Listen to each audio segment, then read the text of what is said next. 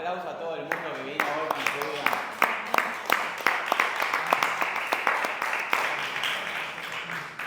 Bueno, somos un montón, me encanta. Bienvenidos. Acá estamos con Ari Penisi de Red Editorial. Hoy estamos en Centro Rulo, Centro de Arte, que somos yo, Gina Monti, Andrés Movillanes y yo. Y bueno, muchos de ustedes ya nos conocen y una de nuestras propuestas es siempre traer cuestiones para ayudarnos a pensar y mejorar nuestra vida en el mundo, mucho en relación al arte, pero bueno, también otras cosas como sociedad, el individuo y su relación entre ellos. Bueno, quiero contar una mini historia de cómo lo conocí a Ari, porque me parece que es bastante buena. Yo antes tenía una biblioteca que estaba en la calle, enfrente de la roticería, que estuvo 6 meses y estuvo muy buena. Y un día llega este chabón y me dice, che, ¿quién es el de la librería? Digo, bueno, soy yo, no sé qué. Me dice, yo tengo una editorial. Digo, ¿así cómo se llama? Red Editorial. Listo, se fue así, medio bajo perfil. Me puse en el Instagram, lo chequeé, muy bueno.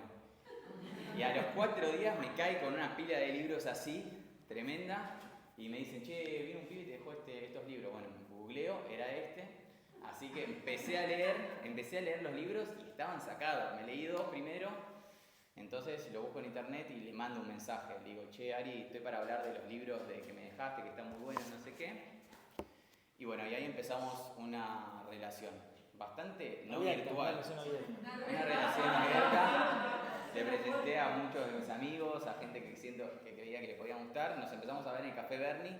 Me trajo más libros, me trajo los libros que él había escrito. Y bueno, ahí se abrió todo un panorama nuevo en mi mente. Porque muchos de los libros, ahora lo va a contar mejor, pero los libros de la editorial tienen que ver todas con políticas del humano con respecto a cómo se vincula uno, el individuo, con la sociedad entre sí, la sociedad con otros sistemas como empresas, gobiernos, ciudadanos, y fue para mí, que lo empecé a seguir hace como 2 años, fue un momento de apertura muy grande para mi cabeza, incluso porque estaba haciéndolo en la biblioteca, que era compartir libros gratis con todo el barrio, y eso me había conectado con un montón de gente desde un lugar muy nuevo y del que yo soy muy fanático, que es la literatura y la pasión por el arte. Bueno, resulta que todos estos libros me ayudaron a mejorar mi comprensión de por qué era tan necesario, por qué era tan útil y por qué era tan vital. Así que a raíz de eso nos hicimos más amigos. Como sabe bastante, le pregunto todas las dudas que tengo de otros libros que leo todo el tiempo. A veces quizás me odias porque te mando muchos voice notes, pero me sirve mucho. Así que hace poco decidimos plantear esta propuesta, que era un ciclo de charlas acá en este espacio, quizás en el futuro en otros espacios. Están abiertos también para que otra gente quiera proponer sus charlas en el futuro. Pero bueno, decidimos arrancar con la amistad, que nos pareció que era un tema que estaba súper relacionado también con lo que significa estar en contacto con otra gente del barrio, ¿no? Como la amistad, el barrio y toda la potencia escondida que hay en esas tramas que se pueden confeccionar, ¿no? Un poco eso.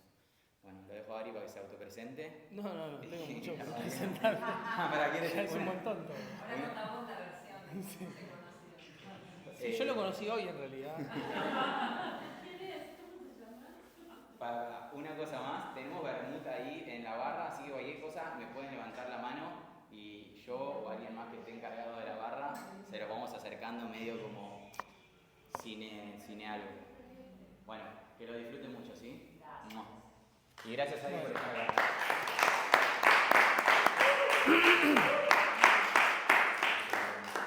Bueno, yo no tengo que decir por qué me cayó bien, ¿no? Creo que todos se dieron cuenta porque es posible que a uno le pueda caer bien Valentín, así que celebro. Siempre viví como un extranjero en el barrio, vivo en Olivos, pero bueno, es más o menos lo mismo. Y desde el año pasado, o un poco antes creo,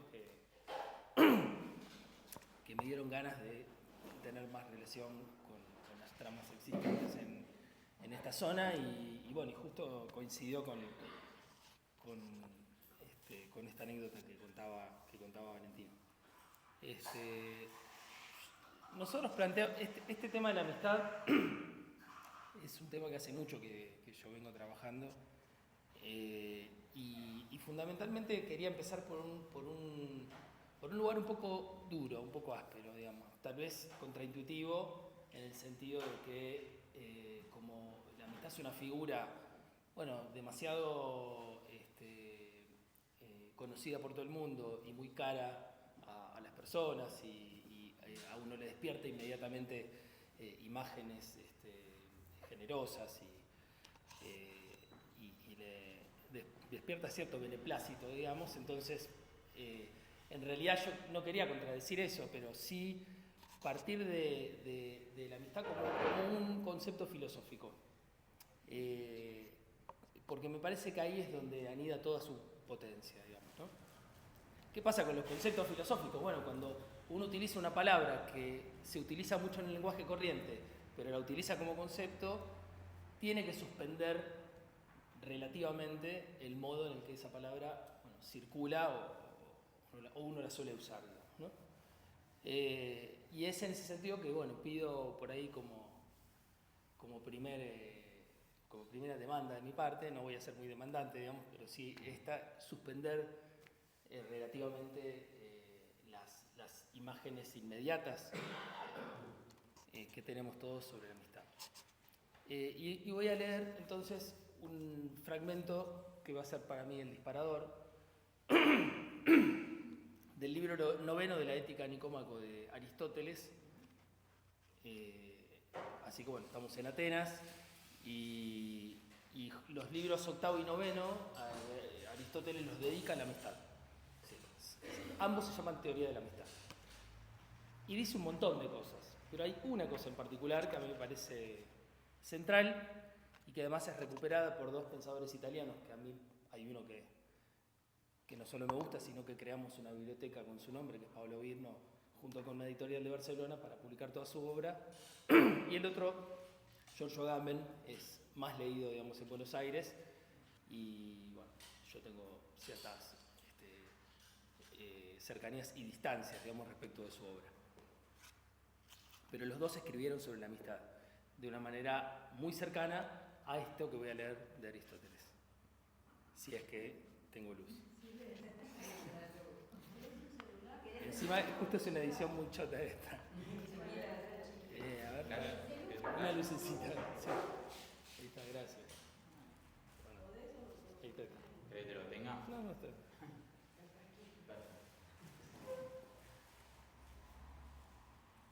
Igual lees sin lentes, que es un montón, quiero decir, que los videos tenemos ya. ¿Cómo?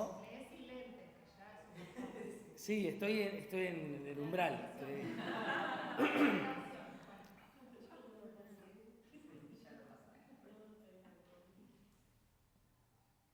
Mientras que en los animales la vida se define por la facultad o potencia que tienen de sentir, en el hombre se define tanto por la facultad de sentir como por la de pensar.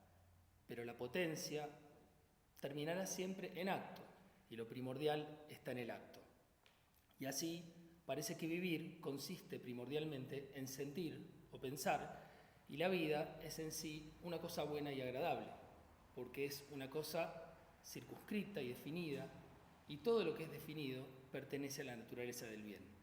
Además, lo que es bueno por naturaleza, lo es a sí mismo para el hombre virtuoso, y esta es la razón por la cual esto debe agradar al resto de los hombres. Pero no debe tomarse aquí el ejemplo de una vida mala y corrompida, ni tampoco una vida llena de pesar, porque semejante vida es indefinida, como lo son los elementos que la componen, y esto se entenderá más fácilmente cuando hablemos más tarde del dolor. La vida por sí sola es buena y agradable, y la prueba es que todos encuentran encantos en ella, y muy especialmente los hombres virtuosos y afortunados, porque la vida les es más apetecible y su existencia es indudablemente la más dichosa. Pero el que ve, siente que ve. El que oye, siente que oye. El que camina, siente que camina. Y lo mismo en todos los demás casos. Y es que hay en nosotros cierta cosa que registra nuestra propia acción, de tal manera que podemos sentir que sentimos y pensar que pensamos. pero sentir que sentimos o sentir que pensamos es sentir que existimos.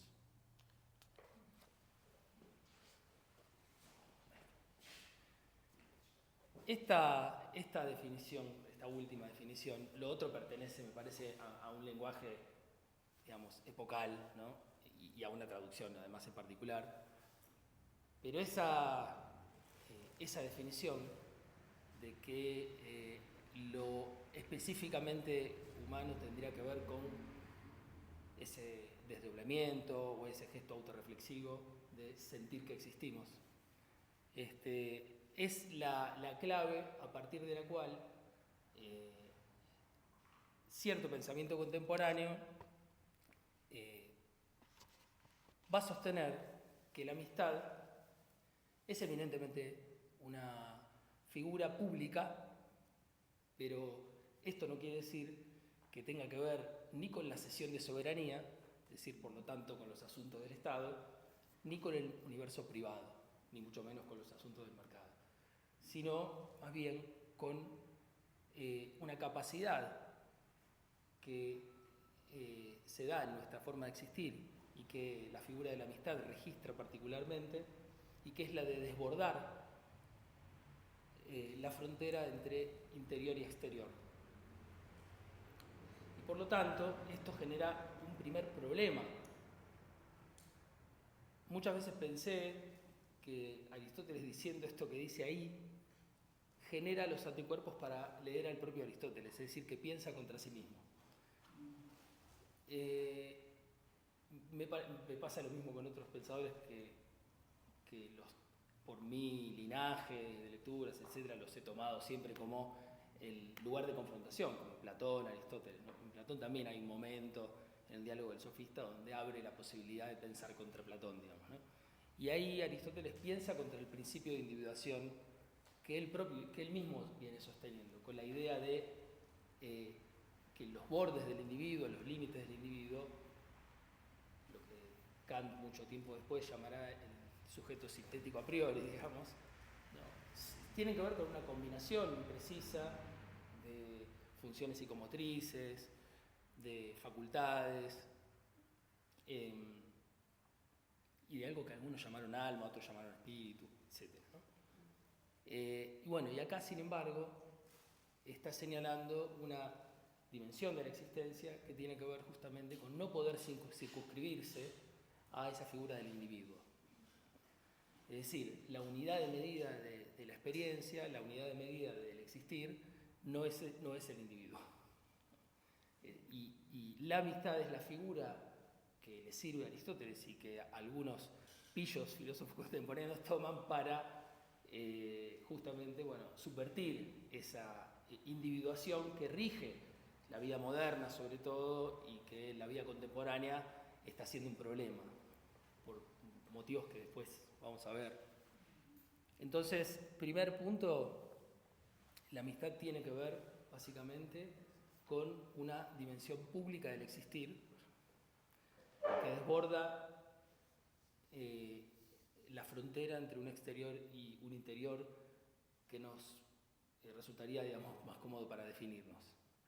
Y segundo punto, que si uno tuviera que pensar cuál es la unidad de medida, ¿no?, de registro, él dice hay una cierta cosa que registra la acción, ¿no?, una cierta cosa. Bueno, esa cautela en un filósofo que tiene tantos recursos, ¿no?, tanto lenguaje, y sin embargo hay un momento donde tiene que decir hay cierta cosa, ¿no? Donde es como, bueno, pero sos Aristóteles, o sea, decime algo más preciso, ¿no? Y bueno, ahí es donde me parece que son los lugares para mí interesantes de los cuales pararse, ¿no?, para poder pensarnos.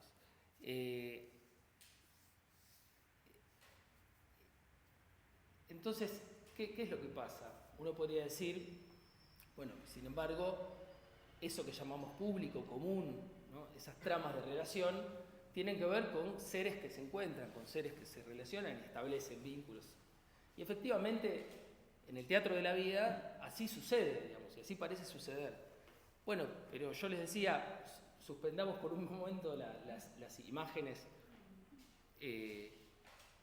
con las que nos manejamos para tratar de, bueno, dejar entrar una imagen de esa dimensión de la experiencia que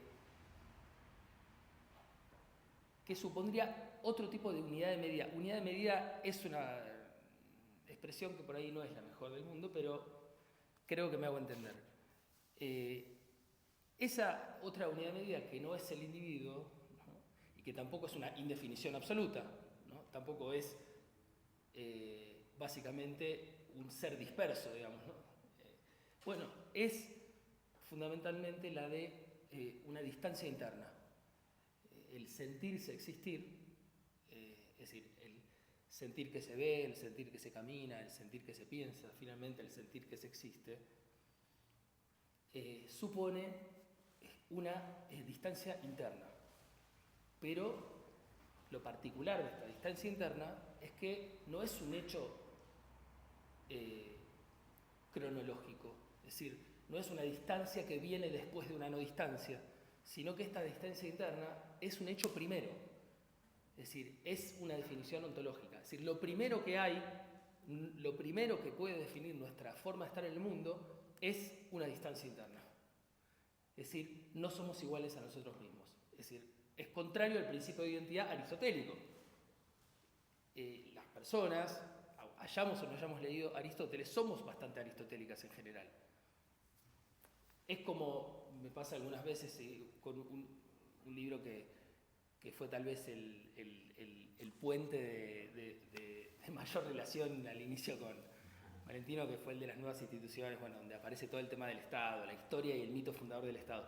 Yo digo, bueno, el mito fundador del Estado es Hobbes, no voy a abrirme por ese lado, pero muchas veces me encontré diciendo, bueno, somos hobbesianos, aunque no hayamos leído a Hobbes. Es decir, porque son pensamientos que por supuesto que no se corresponden solamente con una persona como autor, sino que es alguien que logra de alguna manera condensar y decantar un pensamiento emergente que se inscribe en la cultura y finalmente funciona en el sentido común. Entonces, bueno, somos aristotélicos en ese sentido, digo, ¿no? Más allá de haber leído o no aristotélicos, Aristóteles, y entonces cuando Aristóteles da la posibilidad de pensar esa escisión interna, esa distancia respecto de nosotros mismos, es decir, no somos iguales a nosotros mismos, bueno, instala un problema, digamos, ¿no?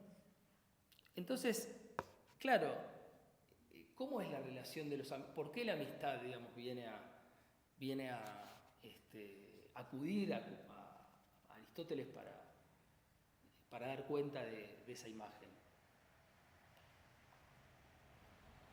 Porque claro, no alcanzaría con uno para definir esa distancia interna. Porque esa distancia interna es un entrelugar y necesita como mínimo dos. Es decir, necesita como mínimo, ¿no? Una otredad. ¿Sí? Necesita que exista otro, ¿no? Pero claro, de vuelta, cuando hablamos de uno y hablamos de otro, daría la impresión de que reinstauramos la individualidad, ¿sí? Un individuo y otro individuo, ¿no? Y acá de vuelta, digamos, aparece esta problematización bastante particular que va a decir, bueno, no, lo que se relaciona de cada quien con los demás es su distancia interna, es decir, es el hecho de que no es igual a sí mismo. Entonces, es en tanto no somos iguales a nosotros mismos que nos vinculamos con los demás que tampoco son iguales a sí mismos. Y por lo tanto, lo que entra en íntima vinculación y puede ser llamado amistad es justamente esa distancia de uno y de otro. Es un modo particular, un modo singular de encarnar esa condición que podría ser ontológica y por lo tanto valer para todo el mundo entre uno y otro. Claro, uno podría decir, bueno, entre lo que es en cada quien distinto de sí mismo es lo que nos pone en vinculación. Y uno podría decir también que quien incapaz de afirmar esa distancia interna, de registrarla, busca en los otros la misma ausencia de distancia interna, bueno, es incapaz de la amistad. porque lo que buscan los otros es básicamente la identidad. Lo que buscan los otros es el punto en el cual son iguales a sí mismos. O el punto en el cual se caracterizan por una determinada cualidad y se identifican con esa cualidad. Entonces, ya estamos, cuando decimos eso, por ejemplo, a mí me gusta tal porque es así y asá, ya estamos en otro plano, digamos, ¿no? Que no es este de el sentirse existir, digamos. Lo específico de la amistad no es la comunidad de intereses, no es la condivisión de roles, no es la pertenencia de clase, no es tampoco alguna experiencia compartida, sino lo específico de la amistad es que este sentirse existir, que en realidad nos atraviesa, tengamos o no tengamos amigos, por la amistad toma un relieve particular, es decir, se vuelve un hecho significativo de la vida. Voy a decir una cosa que me inspiró a mí para tratar de pensar el tema de la amistad fue algo que leí una vez, que es un texto de Sartre, un filósofo bastante conocido, que yo lo leí pensando que era un libro, ¿no? Esas recorridas por librerías de usados, donde me encontré con un librito de Sartre que se llamaba Historia de una amistad o algo así, de una editorial cordobesa, que en realidad era una librería cordobesa, que como en otras épocas ocurría, las librerías tenían sus propias ediciones, de la década del 60, Nagelkopf, y había editado este libro. Después, bueno, investigando me di cuenta que no era un libro, sino que en realidad era un texto que Sartre había publicado en Tiempos Modernos, la revista que editaba junto con Simone de Beauvoir y Merleau-Ponty y otros, en homenaje a Merleau-Ponty, que había sido su gran amigo y coeditor, que había fallecido, y que en realidad se llamaba Merleau-Ponty vivo, en francés, Merleau-Ponty vivo. Entonces, inmediatamente me puse a hacer una reedición de ese libro, ¿no? Como le pasa a uno cuando están... Yo no me considero tampoco un editor, ni que tengo una editorial. Hacemos libros, digamos, como parte de un gesto múltiple donde están los libros, digamos, ¿no? Pero sí es cierto que hay momentos donde pienso todo en forma de libro. Y entonces dije, bueno, hay que hacer una reedición, hicimos una corrección de la traducción en función de nuestra perspectiva, etc. Le hice un prologuito y hay una cosa que me pasó, que claro, cuando uno recorre el homenaje de un pensador a su amigo fallecido, claro, no es un libro laudatorio, no es un libro justificatorio, ¿no? Donde dice, bueno, en realidad yo lo amaba por esto y aquello, ¿no? En realidad, en el amor uno podría decir también que uno se engancha y después inventa por qué se enganchó, digamos, ¿no? O narra o fabula, digamos, ¿no? Entonces acá va quedando claro a lo largo del recorrido que, bueno, estos dos que compartieron además experiencias de lo más intensas, porque compartieron la resistencia en Francia contra los nazis, compartieron herencias filosóficas de las más profundas, digamos, ¿no? Husserl, Heidegger, es decir, grandes nombres. Compartieron una revista que fue muy importante, que fue Tiempos Modernos, que dicho sea de paso, hay una edición argentina de Tiempos Modernos que la publicó la Biblioteca Nacional cuando estaba Horacio González, donde estuvo David Viñas y otros, bueno. Y bueno, es decir, compartieron incluso barrio, y cada una de esas cosas que compartieron sería difícil ubicarlas como el elemento específico por el cual puede decirse que ellos fueron amigos. Es decir, todo el tiempo hay como un desplazamiento. Sí, fueron amigos porque compartieron esto, sí, pero no es esto, ¿no? Como se dice a veces también del amor. Bueno, el amor es esto y en realidad cuando llega el esto no era eso, digamos, ¿no? Y nunca es eso porque, claro, lo que ocurre es que la afectividad, cuando se da bajo la forma de lo amistoso o de lo amoroso, es un desplazamiento, siempre es un desplazamiento, nunca es esto, nunca es el esto, ¿no? Y en el caso de este libro, todo el tiempo está que no era eso, que no era eso, que no era eso. Y la amistad tiene otro capítulo que son las desavenencias, que que son las rupturas, ¿no? Bueno, y hay también en el libro un especial momento dedicado a eso, dedicado a el momento en el cual, sin comprender Sartre nunca bien por qué, ellos se distanciaron. Porque incluso hasta compartieron su afiliación al PC francés, incluso compartieron su desagrado con la Unión Soviética y por lo tanto también su incomodidad dentro del Partido Comunista Francés. Compartieron hasta todo eso. Tal vez políticamente Merleau-Ponty fue siempre un tipo mucho más sutil y con una sensibilidad mucho más fina y delicada, y Sartre un poco más bestia, digamos. Pero es raro que por un tono los amigos dejen de ser amigos. Entonces quería la segunda lectura también disparadora.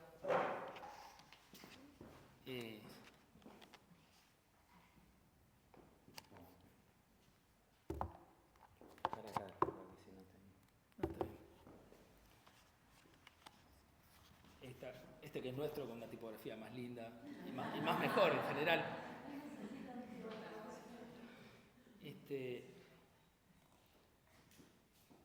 Creo que era por acá. Dice, volvimos a encontrarnos. Es decir, el momento del ansiado reencuentro, ¿no?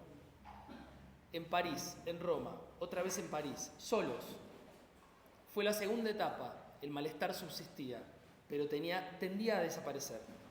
Nació otro sentimiento, la dulzura. Un afecto desolado, tiernamente fúnebre, que aproxima a los amigos extenuados, desgarrados, hasta no tener ya en común más que su disputa, lo cual, un buen día, carente de objeto, ha cesado. El objeto era la revista. Ella nos había unido, luego separado. Ahora ya no nos separaba más. Nuestras precauciones habían estado a punto de malquistarnos. Cuando lo advertimos, tratamos de no ser tan precavidos, pero ya era demasiado tarde. Cada uno, hiciera lo que hiciese, solo se comprometía a sí mismo. Cuando examinábamos la situación, parecía como si intercambiásemos noticias familiares. La tía María se va a operar, mi sobrino Carlos se recibió de bachiller, sentados en un banco, uno al lado del otro, con mantas sobre las rodillas, trazando signos en la tierra con la punta de nuestros bastones. ¿Qué es lo que faltaba? Ni el afecto ni la estima, solamente la obra. Nuestra actividad pasada, sepultada sin haber podido separarnos, se vengaba de nosotros convirtiéndonos en jubilados de la amistad. Había que esperar la tercera etapa sin forzarla. Yo esperaba, seguro de volver a encontrarlo, seguro de volverlo a encontrar. Estábamos de acuerdo en condenar sin reservas la guerra de Argelia. Él había devuelto su cinta roja al gobierno de Molet. Ambos nos opusimos a la embarazosa dictadura de Golista. Quizás no coincidíamos en los medios para combatirla, pero eso vendría después. Cuando avanza el fascismo, reúne a los amigos perdidos. Volví a verlo ese mismo año, en el mes de marzo, en la escuela normal, en l'École Normale, ¿no? Famosa.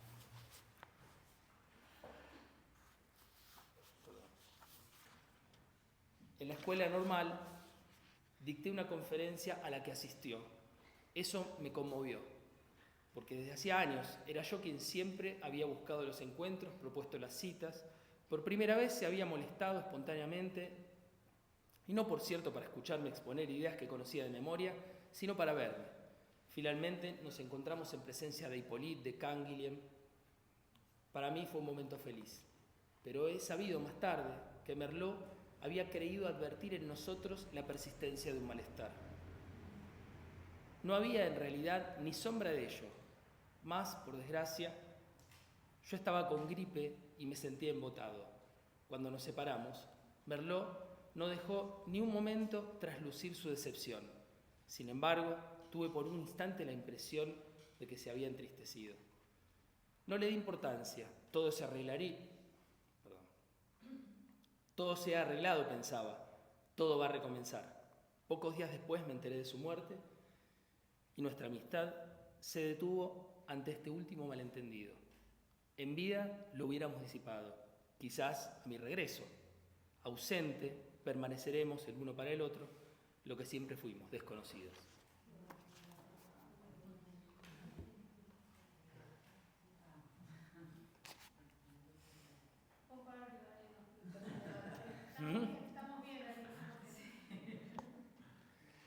Yo no, necesito más combustible. Es cierto, sí. Sí, pues si no me olvido, porque son muchas cosas.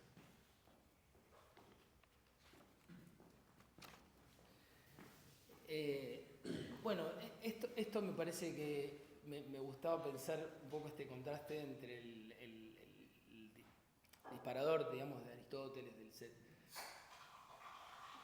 Sí, ¿cuál es la vitalidad originaria de la amistad que tiene que ver con esa distancia interna que entra en relación con ese otro entrelugar que define a un otro y ese final del ciclo donde lo que se revela es ese desconocimiento que toda la vida nos encargamos de morigerar o de maquillar, que también ocurre, digamos, en el vínculo amoroso. Hay un paralelismo, digamos, ¿no? Pero después, no quiero spoilear, digamos, ¿no? Y quiero como dejar para, si seguimos después, en los siguientes fines de mes, si sigue todo esto. Sí, sigue habiendo meses. Podemos cambiar el calendario, no sabemos lo que puede pasar. Pero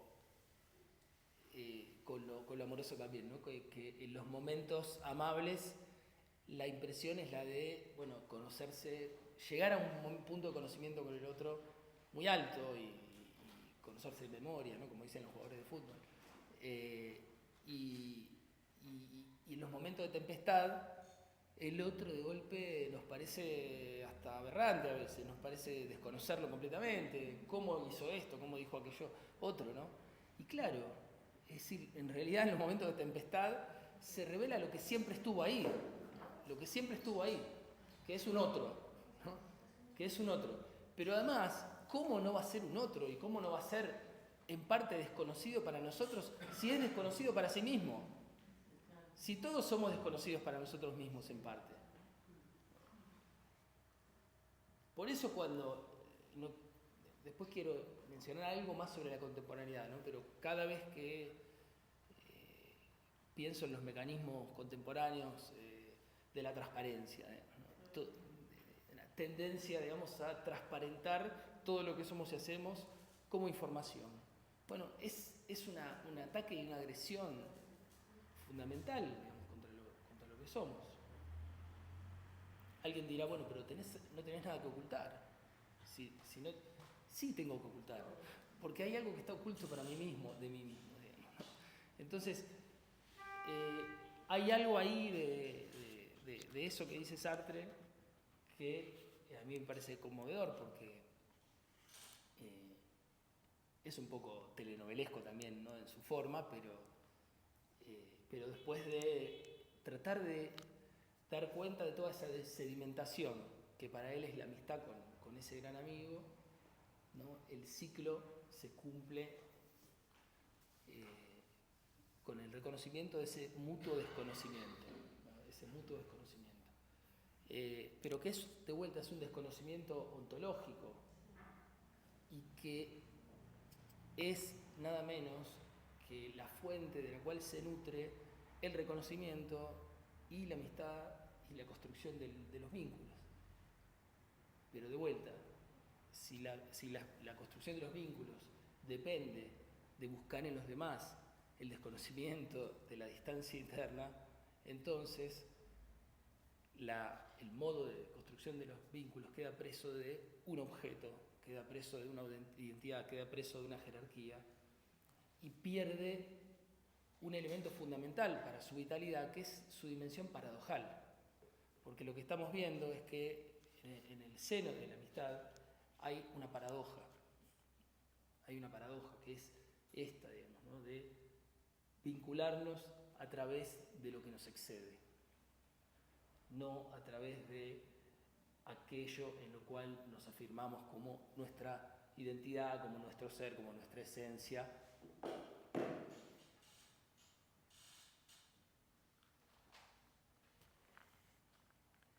El periplo sobre la amistad también empezó, es decir, empezó varias veces. Empezó cuando me encontré con ese libro, empezó cuando leí Aristóteles, empezó cuando me encontré con una amiga,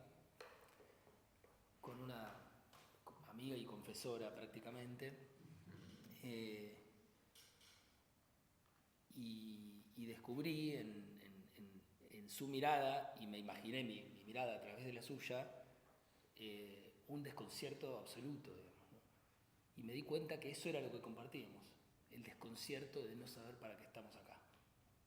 Lo que compartíamos en lo más íntimo era fundamentalmente cierta inadecuación respecto de nosotros mismos y respecto del mundo.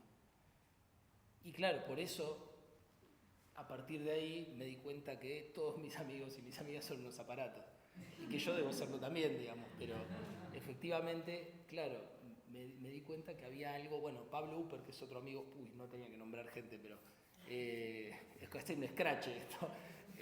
Pablo, que es un amigo que conoce también Valentino, también una vez lo vi bajarse de su auto. Yo había ido al chino, que estaba a 1 cuadra y media de casa, y él tenía que venir a casa y llegó antes de que yo vuelva. Entonces, a 1 cuadra y media me di cuenta que era él por su forma absolutamente lenta y progresiva de dejar su auto, digamos, ¿no?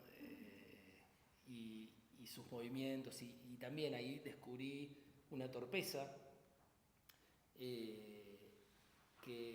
me hizo también pensar en una frase de otro pensador. No quiero tirar nombres por la cabeza, digamos, pero los pensadores también a veces son como medio compañeros de ruta, que es Foucault, Michel Foucault, donde él habla de la amistad en algún lado, ya no me acuerdo dónde, como una atmósfera. La amistad es una atmósfera y el amigo es una atmósfera.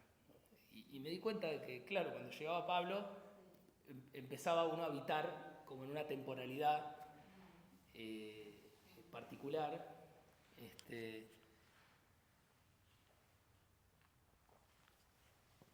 Y en ese sentido, bueno, de vuelta aparecía esta condición algo paradojal de la amistad, que tiene que ver con la valoración de una rareza, y que entonces es muy difícil de antemano poder predicar las formas de la amistad, porque uno no sabría cuál es la buena amistad, digamos, ¿no? Salvo que uno se metiera en Aristóteles en otras partes, aparte de la que leí, donde aparece la virtud y donde sí da un montón de definiciones, ¿no? Y que tampoco están mal las definiciones, ¿no? Porque tiene aspectos que son muy interesantes. Incluso en un momento habla de la amistad cívica, que es lo que quería trabajar en relación a la amistad y la vecindad. Pero fundamentalmente el núcleo duro de la amistad tiene que ver con esta ruptura con el principio de identidad y con el hecho de que, como dijo alguna vez Fernando Pessoa, entre yo y yo no hay nada, ¿no? Pero hay entre, digamos, ¿no? Y entonces ese me parece que es el corazón del asunto. Y Pablo Virno, que es este filósofo que decía contemporáneo, que tiene una gran obra y que a mí me interesa mucho, publicó un libro que nosotros tradujimos y publicamos, que se llama Tener, verbo tener, sobre la naturaleza del animal locuaz, que es básicamente una especie de antropología filosófica, digamos, ¿no? Él piensa todo el tiempo a partir de una antropología filosófica, que no es la antropología de los antropólogos que investigan comunidades, ¿no? Medio de manera un poco colonial, etcétera, sino básicamente un pensamiento que todo el tiempo reenvía a condiciones genéricas, a invariantes antropológicas, bioantropológicas, que esto tiene, es una ramificación, me prometí hoy no ramificar demasiado, es una pequeña ramificación. Virno, digamos, pertenece a una historia del marxismo italiano, de los que fueron presos políticos en fines de los 70, y él sale en el 85 de la cárcel, junto con Toni Negri, Sergio Bologna y otros. Y él es de los primeros que diagnostican lo que se conoce como capitalismo postfordista, que hoy cuando se habla de plataformas y todo, en realidad todo tiene un origen ahí en el diagnóstico que hicieron ellos, donde, bueno, básicamente ellos se identifican en el deseo de la clase trabajadora más joven, sobre todo, de salirse de las fábricas, de fugarse del trabajo disciplinario, arduo y rutinario, bueno, en ese fuerte deseo de sectores muy importantes del proletariado más joven y además culturalmente formado y curioso. Bueno, es donde ellos dicen que hay un giro en el capitalismo, justamente capturando ese deseo, porque así funciona de alguna manera. El capitalismo es un genial sistema de captura, digamos, ¿no? Entonces ese deseo es devuelto, formas de producción de valor, nuevas formas de producción de valor, y Virno dice, ahora ya no se trata de la producción a partir del momento en que el trabajador cede su fuerza de trabajo, vende su fuerza de trabajo, sino básicamente que las capacidades genéricas son las que ahora resultan el requisito primordial para la producción de valor. Es decir, la capacidad de hablar, la empatía, la capacidad de aprender, es decir, capacidades que son biológicamente definibles, no en un sentido biologicista, sino en un sentido de qué relación hay entre invariantes y variaciones, digamos, ¿no? Por ejemplo, digamos, la neotenia, que es una característica que algunos llaman infancia crónica, ¿no? Que es la capacidad de siempre incorporar un elemento más en comparación a otros bichos que por ahí en una cantidad de tiempo delimitado aprenden todo lo necesario para desempeñarse en un medio.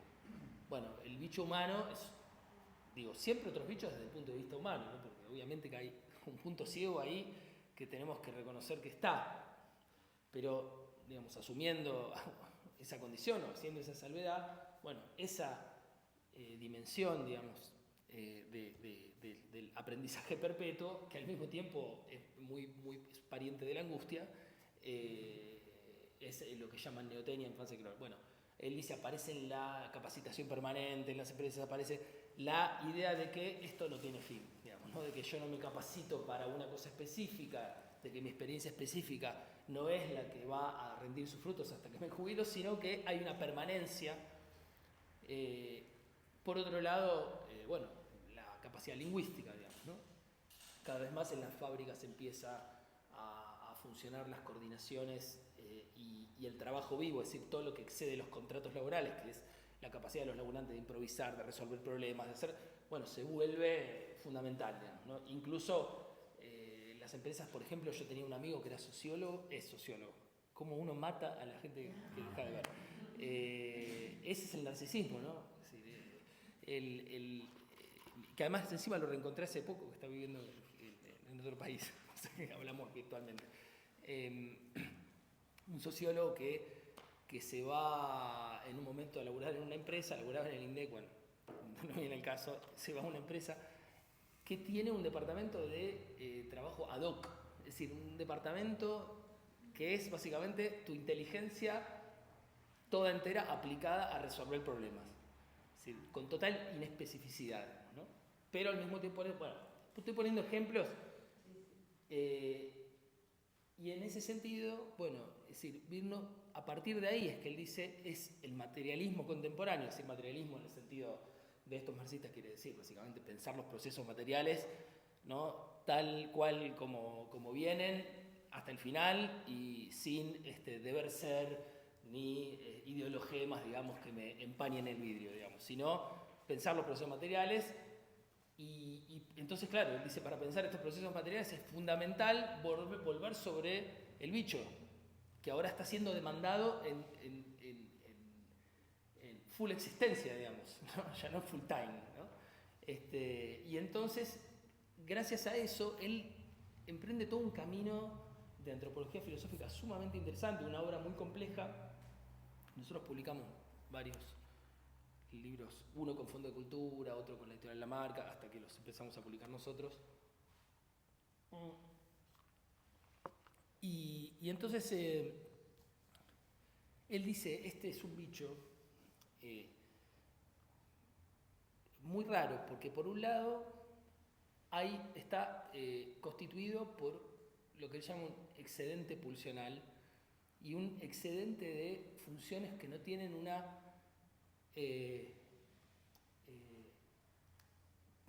prestaciones que no tienen una función inmediata, que no tienen una finalidad inmediata, eso quería decir. No, digo, la capacidad del lenguaje, la empatía, las neuronas espejo que hacen posible la empatía de un crío que sin tener una dimensión cultural, ¿no?, muy adquirida puede empatizar, digamos, ¿no? Bueno, entonces, esas esas condiciones no tienen una finalidad inmediata, ¿no? Es decir, están desfasadas del ambiente. Después es un bicho que no tiene un ambiente predeterminado, a diferencia de otros bichos que, bueno, nacen y se desempeñan con un gran conocimiento y manejo del ambiente. El animal humano no tiene un ambiente predeterminado, no tiene presa, no tiene depredador, tiene que inventarse las condiciones de vida.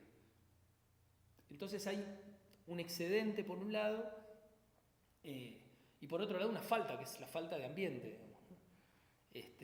Y al mismo tiempo una completa incerteza respecto de los otros individuos de su especie, a diferencia de también la mayoría de las especies, siempre digo desde el punto de vista del conocimiento humano con todos sus problemas, digamos, ¿no? Entonces, claro, por ejemplo el miedo, ¿no? El miedo en un bicho cualquiera es un aviso, ¿no? Es decir, el miedo está relacionado con una alarma, digamos. En cambio, en el animal humano el miedo en realidad es recursivo, ¿no? Porque uno tiene miedo, pero una vez que experimentó el miedo, después tiene miedo de tener miedo, ¿no?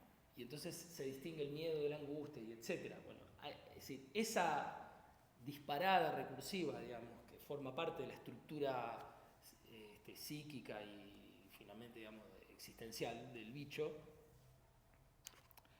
bueno, a él lo lleva permanentemente a desembocar en esta escisión interna de la que hablaba al principio, que es un animal que no es igual a sí mismo, es decir, que está separado de sí mismo en muchos sentidos. Entonces, en este libro que se llama, resumí muy rápidamente, digamos, ¿no? Algunas cosas que plantea Virno. Entonces, en este libro que se llama Tener, él analiza el verbo tener como una clave fundamental antropológica. Y donde él dice, finalmente, termina de contradecir por todo a la filosofía antigua, digamos, esencialista, diciendo, no toda la filosofía antigua es esencialista, por supuesto, diciendo, no somos, sino que tenemos. Tenemos un lenguaje, tenemos un cuerpo, tenemos amigos.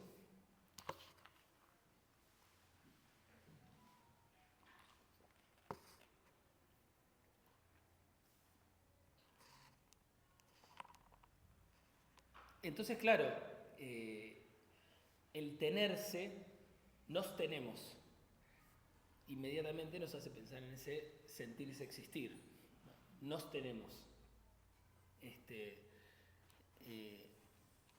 Y tenemos amigos del mismo modo que nos tenemos. Del mismo modo que nos tenemos. Nos tenemos justamente porque no somos.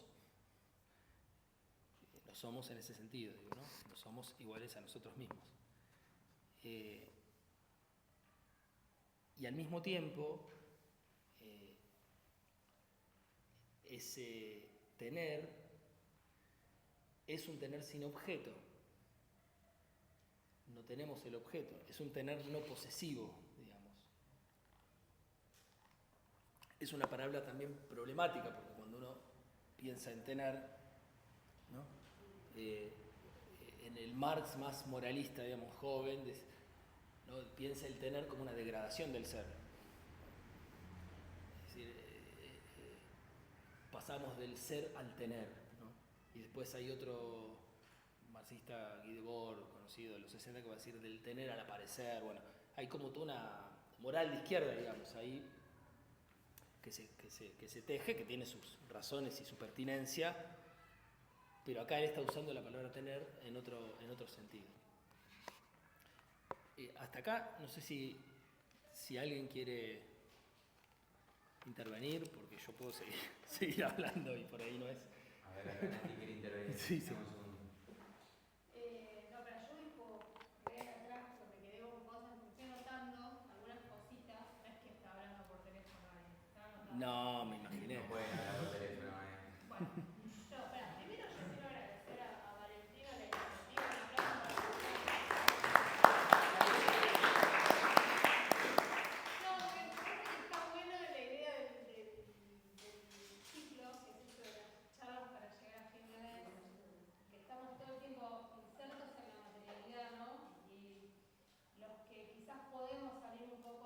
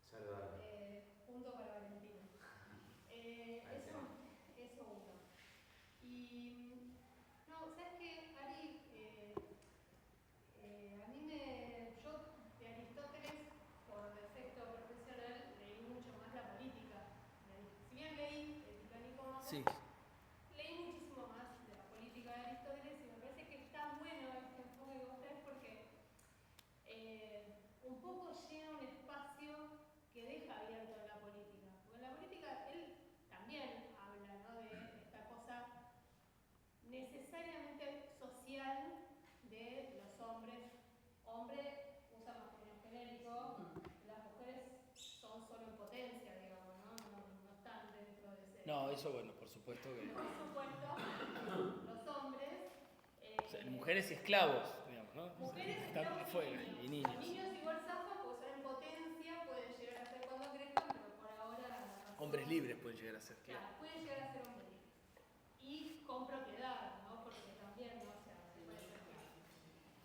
Pero ahí hay algo como interesante que es que efectivamente el hombre solo dice o es una bestia o es un dios, ¿no? O sea, el hombre solo no existe, Totalmente. ¿no? Entonces, para Aristóteles eso es re fuerte, esa impronta de vida comunitaria que en la política lo piensa, usa ese argumento que vos estás trayendo para otra cosa, para decir que el hombre es en la ciudad, no puede ser pensado por fuera de la ciudad, es como pensar la mano fuera del puerto, no podemos pensar, o sea, el hombre es en sociedad.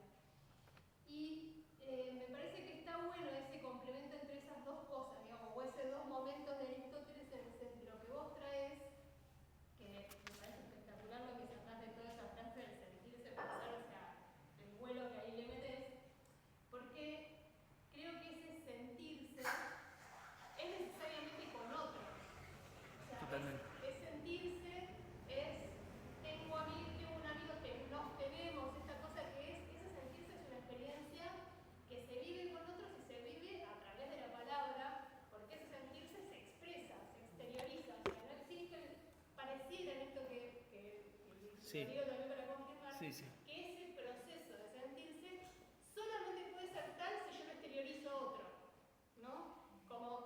Y un poco también esto que estamos haciendo, o sea, uno piensa con otros, necesariamente siente y piensa con otros.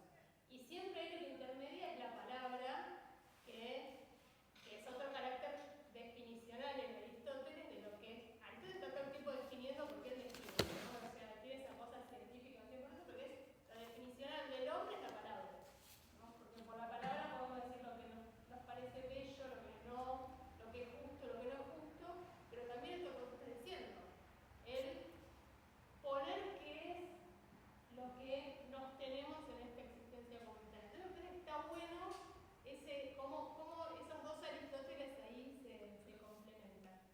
Y me quedé pensando en nada que ver, o sea, como me fui hacia otro lado totalmente distinto, como en humores antagónicos, ¿no? ¿Y qué es lo contrario, no? Empecé a pensar en el odio, ¿no? Que es un tema que a mí me interesa particularmente, porque vos ahí traías que el desconocimiento es como el límite y la condición de la amistad, ¿no? O sea, porque yo no conozco, me hago amigo también, Claro. ¿no? Y cuando en esto que vos contabas de Merleau-Ponty, ¿no? Como el fin es otra vez el desconocimiento, eso que el otro se te vuelve a abrir el abismo, ¿no? Y en el odio, el desconocimiento es también posibilidad, pero que vos lo llenás con el prejuicio acerca del otro. O sea, no te interesa conocerlo. En realidad, vos le pones al otro el prejuicio y eso siempre va a hacer que sea una otredad, ¿no? Como el humor, la antinomia, ¿no? Entre esos dos humores. Me quedé pensando... Sí, sí, está buenísimo. Pero cómo el desconocimiento te puede llevar a un lazo o al revés. Que en el fondo el otro odiado, en el sentido que vos decís, es decir, completada completado imaginariamente, ¿no? Todo lo que no lo voy a conocer, tampoco es un otro finalmente. Exacto. Porque no es un otro para sí mismo, porque Exacto. justamente el prejuicio lo que hace es ubicar al otro como igual a sí mismo. Exacto. Entonces es siempre, digamos, el problema de ese ser igual a sí mismo. Bueno, el otro es esencialmente algo odiable, digamos, ¿no? Y entonces no es un otro. Hay una frase súper interesante de la parte que dice: amo en ti, más allá de ti, en términos de la otredad, y por eso te mutilo. Y te mutilo porque desde mi punto de carencia encuentro ese otro punto de carencia, ese punto en donde no me completás, efectivamente, por más que lo intentes, no me vas a completar. El lenguaje tiene el equívoco, no alcanza, están las funciones, no nos alcanza. Entonces lo que me sale es destruirte. Eventualmente me sale destruirte porque no me completás. Entonces paso del amor a este punto de odio porque no llego, no alcanza. Me encanta que estés en una reposera. No, me encanta que estés en una reposera, me parece como... Me parece casi de un filósofo, ¿no? Que se sienta en una reposera, es como Diógenes de Sinope, ¿no? Además con la estufa al lado ya está. Y por otro lado pensemos a la inversa también. Esa exteriorización, pero al mismo tiempo, ¿qué tal si en lugar de tratarse de exteriorizar, lo que en realidad hacemos permanentemente es interiorizar lo que es en común? Lo que ya era siempre en común. Porque la primacía ontológica del estar escindido internamente es básicamente justamente la imposibilidad de partir del individuo. Entonces, si no podemos partir del individuo, el punto de partida es el otro. Es decir, la dimensión política de la amistad, digamos, que va en distintas direcciones, pero hay una de esas direcciones. Tiene que ver justamente con que ese sentirse existir se reparte entre, ¿no? Se reparte entre seres, entre existentes, ¿no? Se reparte entre existentes. Y sí. Juan quería decir algo. Perdón. Un momento más Sí, con sí. Juan. No, porque parece un poquito a lo tuyo que decías. En realidad siempre los otros somos nosotros. Vos decías la construcción negativa que podríamos hacer del otro, pero la positiva también la hacemos nosotros. O sea,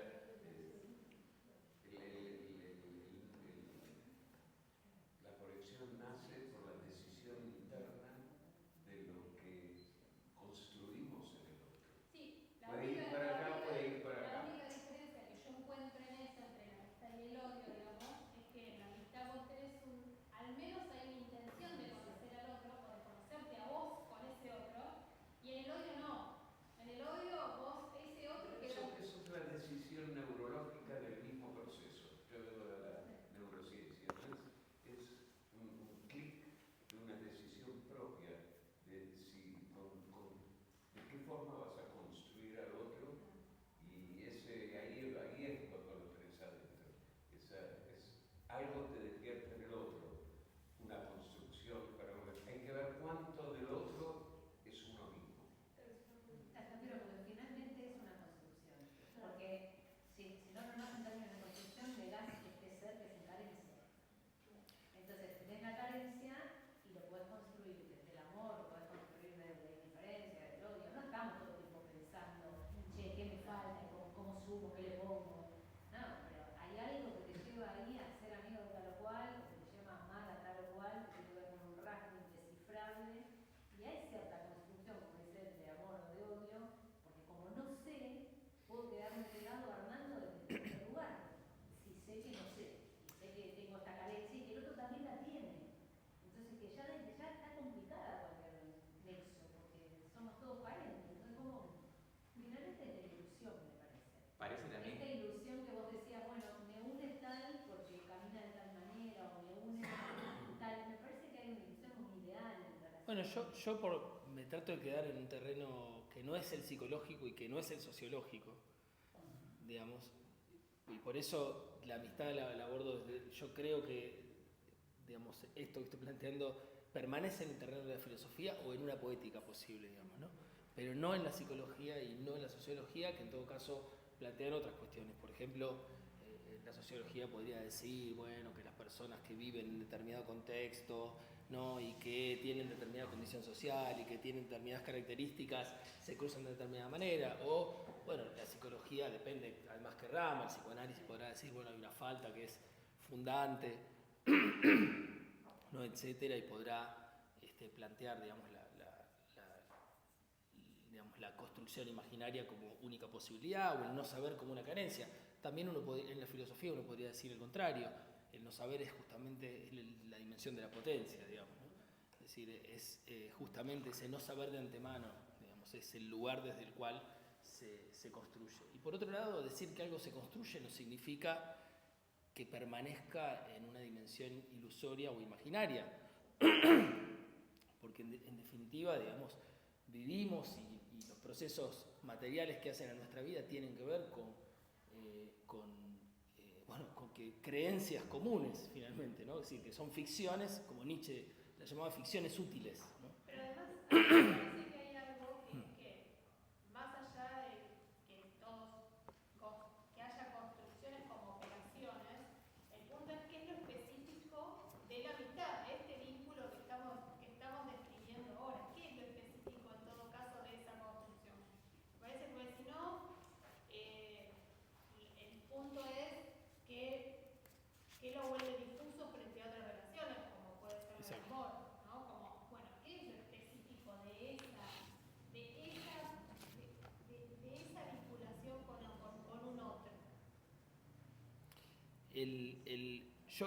Bueno, en el texto, hay un texto ahí que está también, que yo traduje hace mucho, de Agamben, que es sobre la amistad,